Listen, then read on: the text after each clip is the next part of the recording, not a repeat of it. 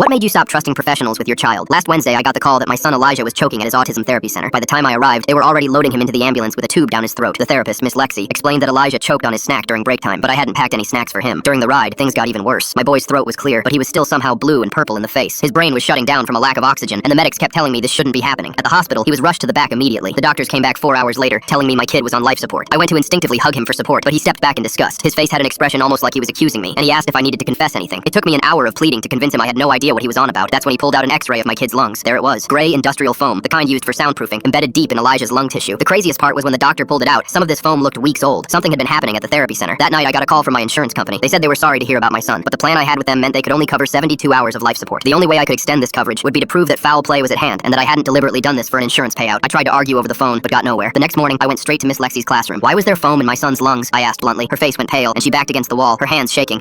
Sometimes their sensory toys break, she started stammering. This was soundproofing foam, not sensory toy foam, I responded. She stuttered something about talking to the director and excused herself for a meeting. There were other parents in the classroom dropping their kids off, and I saw fear in some of their eyes too. In the parking lot, one of the parents, Jennifer, stopped me. Is Elijah okay? My son Billy told me something yesterday. She looked around nervously. Billy says Miss Lexi brings foam blocks in her bag and takes some kids to the back room, but only the kids who stim go with her. My face went white. My son rocks and hums constantly. It's how he self-soothes. Billy says he hears crying from that room. The crying stops, but the kids don't come out for another 20 minutes. I felt sick. Another parent, Robert, overheard and joined us. My son Max came home gagging last week. Miss Lexi said he ate too fast at snack time, but Max said he never got snacks. He's been refusing to go to therapy. He won't tell me why. He just screams. I stormed back into the therapy center immediately and demanded to see the security footage from the quiet room. The director, Mrs. Wilson, folded her hands on her desk. I'm afraid that camera has been broken for months. How convenient. The room where Miss Lexi puts our kids through who knows what. The camera is broken. Mrs. Wilson shot up like she was offended. Miss Lexi is our most experienced therapist. You're overreacting to an unfortunate accident. Accident? There's old foam in my son's lungs, I yelled. She stood up. Without proof, your son just ate some foam. His kind aren't the brightest anyway. I suggest you take a look at your own parenting and maybe you'll find a pattern. Now leave before I call security. I flipped her off on my way out. 30 minutes later, I was in my car making the 90-minute drive to the state licensing board. When I got there, the woman at the desk barely looked at me. She told me to file a complaint online and I'd get a response in 6 to 8 weeks. I told her I had 3 days until they took my son off life support and she told me to take it up with law enforcement, so I did. I made the 90-minute drive back, but Mrs. Wilson had gotten to the station before me. I saw her walking out and flashing me a grin. When I complained to the officer, he redirected me to the lady Mrs. Wilson spoke to. We know what you're doing here. I kindly suggest you leave before we put you in handcuffs for professional harassment and child endangerment. My jaw dropped. As I walked back to my car, I realized if the law wasn't going to help save my son, then screw the law. I called my best friend Jacob, who was studying law, and told him I need a favor. I need you to scare the truth out of her. That same evening, Jacob and I arrived at Miss Lexi's house with Jacob wearing his best suit, carrying a briefcase, looking like a high-powered attorney. She went pale as soon as she opened the door. Miss Lexi, I represent the Garner family. We need to discuss your options before criminal charges are filed. We stepped into her house. Her words came out broken. Cry criminal charges? Watching her face drop more and more was priceless. But Jacob didn't even directly respond. Instead, he started speaking in legal jargon that she didn't understand. By the time he was done, she understood one thing. 25 years minimum. That final sentence was all it took. Her knees buckled and she started chugging water. Actually choked on it before managing to compose herself, which was great irony. But Jacob wasn't done. Your husband is an educator. He will lose his job. His life will be ruined. Your kids will grow up hating you, wondering why mommy tortured children. Miss Lexi was sobbing now, curled on the floor. Please, Jacob pulled out his phone. I call the DA, or you can tell me exactly what you've been doing.